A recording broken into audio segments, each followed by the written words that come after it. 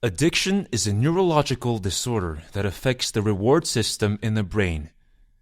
In a healthy person, the reward system reinforces important behaviors that are essential for survival, such as eating, drinking, sex, and social interaction. For example, the reward system ensures that you reach for food when you are hungry because you know that after eating you will feel good. In other words, it makes the activity of eating pleasurable and memorable, so you would want to do it again and again whenever you feel hungry. Drugs of abuse hijack this system, turning the person's natural needs into drug needs. The brain consists of billions of neurons, or nerve cells, which communicate via chemical messages, or neurotransmitters. When a neuron is sufficiently stimulated, an electrical impulse called an action potential is generated and travels down the axon to the nerve terminal. Here it triggers the release of a neurotransmitter into the synaptic cleft, a space between neurons.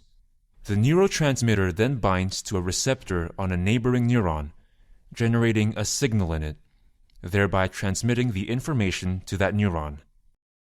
The major reward pathways involve transmission of the neurotransmitter dopamine from the ventral tegmental area, the VTA, of the midbrain to the limbic system and the frontal cortex. Engaging in enjoyable activities generates action potentials in dopamine-producing neurons of the VTA. This causes dopamine release from the neurons into the synaptic space.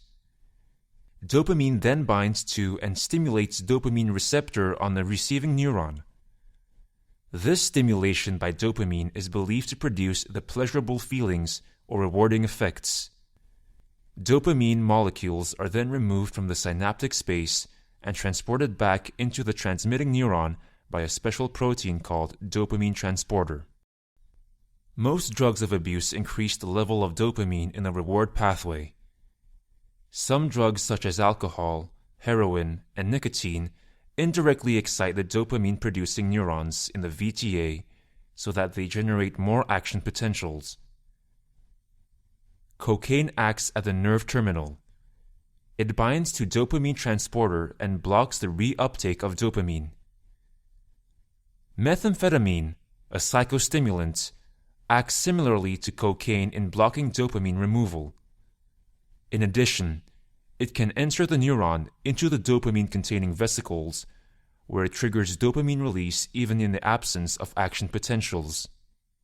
Different drugs act in different ways, but the common outcome is that dopamine builds up in the synapse to a much greater amount than normal.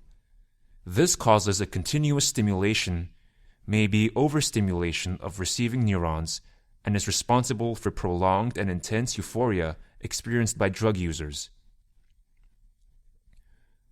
Repeated exposure to dopamine surges caused by drugs eventually desensitizes the reward system. The system is no longer responsive to everyday stimuli. The only thing that is rewarding is the drug. That is how drugs change the person's life priority. After some time, even the drug loses its ability to reward, and higher doses are required to achieve the rewarding effect. This ultimately leads to drug overdose.